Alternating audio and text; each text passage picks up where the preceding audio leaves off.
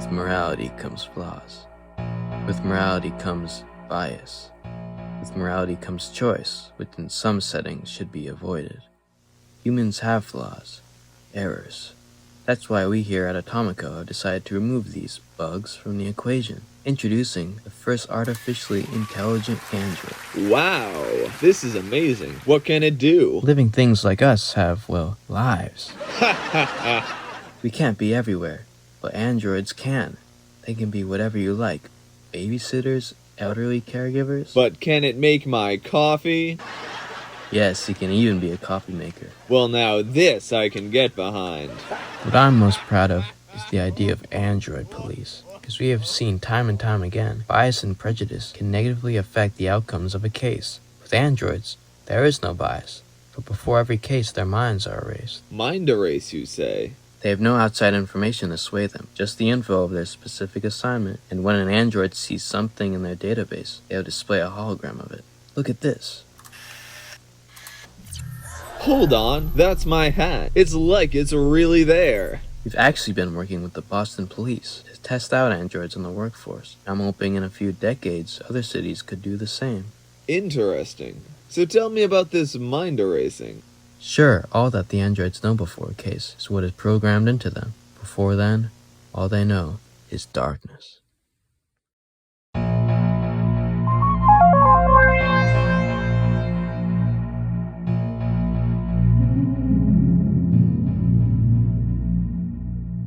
Darkness. The black veil of darkness shrouded my metallic body as my optic receptors opened themselves to the void. For just a moment I had a feeling. Fear. It vanished before I even noticed, like a raindrop into a puddle of darkness. The black nothing dissipated as my pod was lit by a crimson light, the same color of the red blood poisoning the streets of this crime-filled cesspool of a city, the city where I was tasked to solve crime after crime, but these cases to rest like the dead corpses of victims. For all my synthetic mind knew, I could have been in service for 20 years, but to me, it was the first day of my artificial life. Rerouting to 8 Talos Avenue, Android Unit 4MI. 4MI, the closest thing I have to a name. I was the fourth android of the Manhattan Inspectors. Just 3 digits, barely a name, but all I needed to know who I was. Although my mental exterior was a matte silver, I was still a boy in blue, ready to fight crime, ready to get on the case. I was assigned to a triple homicide, a strangling of an average family, but the marks on the victims' necks were not from a hand made of skin and flesh, but of a machine, a deviant android, like the one spotted leaving the house the night before, the night of the murder.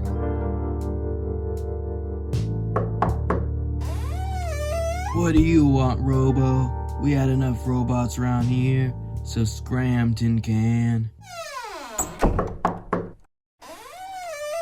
We got a problem here. Do I need to turn you into a bucket of bolts? I suggest that you do not touch me unless you want officers in here too. They know how to show respect to an android. Richie, what's happening? This asinine automaton. I am here on behalf of the NYPD. I have been assigned to solve the murder of your neighbors. Richie, stop. We should help this robot. Fine.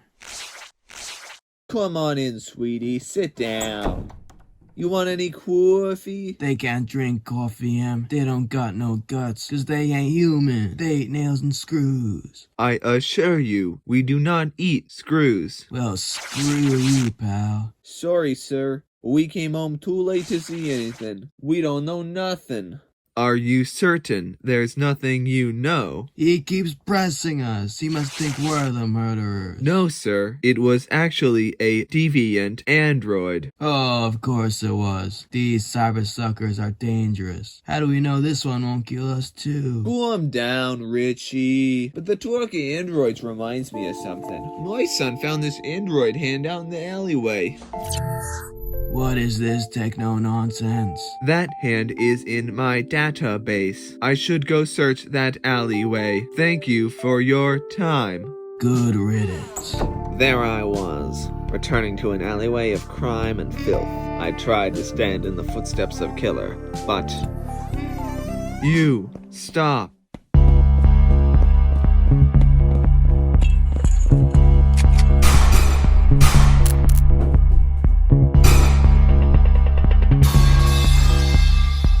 Darn, got away. What? Officers? Questions and confusion flooded my microprocessors like blood through the vein. I needed answers, so I returned to the people I knew I could trust. I needed to talk to my fellow officers, but the men I passed looked familiar, a recent memory. The officers in the alleyway. Excuse me, officer. What happened at the alleyway? Oh, when we chased the deviant Andy yesterday, the fire escape ladder fell in the way. We couldn't get it. Yesterday, but that chase just occurred. Look, Robot, are you bugged or something? That chase happened yesterday. We all know this. It's confused. They're replacing us with these defective Andys? Get out of here and get your brain fixed. Yeah, and eat up my donut while you're at it, microwave. As I walked away, I was disturbed by the officers' attitudes. In my short life, I'd grown accustomed to android hate, but not from my fellow officers. Despite this, they were not the type to lie. That chase was yesterday, but then how had I just seen it? The holographic light emitting from my optic recessors shined just as brightly as the light bulb over my head. Like a strong left hook to my artificial jaw, an idea hit me.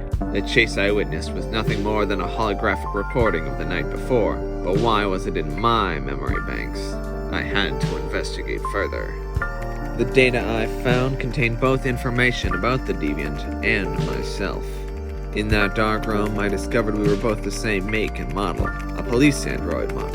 This criminal must have been connected to the police department, so I dug deeper. In my efforts, I viewed the security footage of the night before. That's when I came to a shocking discovery. The deviant went into the pod. The deviant got his memory erased. The deviant was a police android. That could only mean one thing. I'm the deviant. It all made sense now. The hologram of the chase was my own memories. The hand in the alleyway was my own hand. The murder of the family was my own doing. No.